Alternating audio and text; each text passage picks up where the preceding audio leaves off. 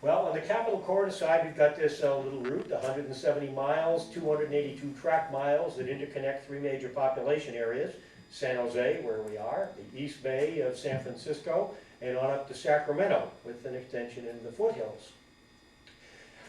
We've built a lot of partnerships to make this puppy work. We've got partnerships with Amtrak. Obviously, California DOT is a funding source. Union Pacific Railroad, the railroad people love to hate, but we seem to have a very good and constructive working relationship, and I'll talk a little bit more about the components of that. We've got member agencies, 6 transit agencies that signed a memorandum of understanding, actually created this beast called the Capital Corridor back in 1996, and with a transfer in 1998. The communities and counties along the route are major partners. Like Rod mentioned, with high speed to get the stations, all of the stations along the Capital Corridor route are owned and maintained by the community entities or member transit agencies. The riders, the most important partner that we have, because that's the reason that we exist. And this is the message that we have tried to deliver to all of the people that we work with, and it is a message that has permeated our staff. Remember who your customer is. It isn't Amtrak, it isn't the railroad, it isn't the state, it isn't the legislature. It's the people who use the service and who pay the service. And like the customer is always right, the old statement when you're in private business, well, the customer may not always be right, but you want to make them think that they are right and do what makes the customers happy. The state and legislative bodies have been very supportive, largely because of the results that you'll see in a few minutes. And obviously the advocacy organizations like RailPAC and NARC have been an important component to educating people on what this service. Here's our train frequencies, and this is that I kept the ridership line up so you can see the relationship between the availability of service and how many people you can attract to it. We started the year before the Capital Corridor took over. It was 8 trains a day.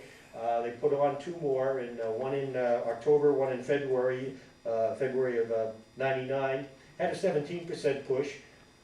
And then we had what we call the February 2000 plan. This is where we cut back from Colfax to Auburn.